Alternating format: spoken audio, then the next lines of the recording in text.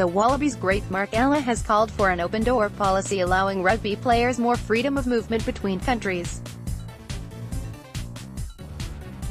New Zealand teams have now won 38 consecutive games against Australian sides, and Ella says the New Zealand dominance is damaging the credibility of the competition.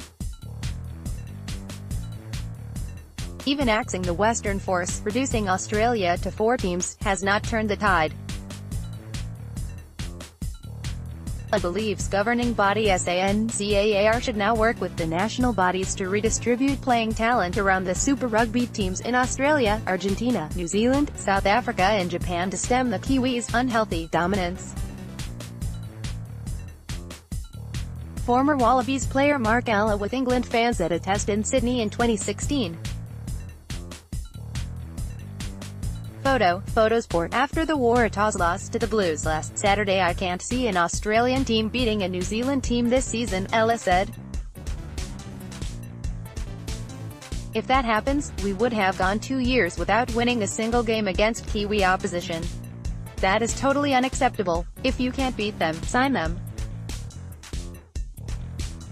Imagine what a difference it would make if the Brumbies signed Beauden Barrett, or if the Waratahs recruited Brodie Retallick. You would just need 1 or 2 key Kiwi players to make the Australian teams competitive again, he said. Mark Ella would like to see all Black stars such as Beauden Barrett allowed to play in Australia without having to turn their back on the All Blacks. Photosport. If players were free to play for any team in the competition, it would help to level out the playing field and make Super Rugby a much better competition. Right now it is just a competition between 4 strong Kiwi sides, said Ella. At present, Australia and New Zealand will only select players for the Wallabies and All Blacks respectively if those players are playing for Super Rugby teams in their own country, with the exception of Australia's 60-test threshold rule for overseas-based players. But Ella believes the restriction should be lifted, allowing wider use of New Zealand's great depth and talent. A Super Rugby player is a Super Rugby player, Ella said. He should be allowed to play for any team in the competition. While he acknowledges his proposal is radical, Ella argues desperate times called for desperate measures.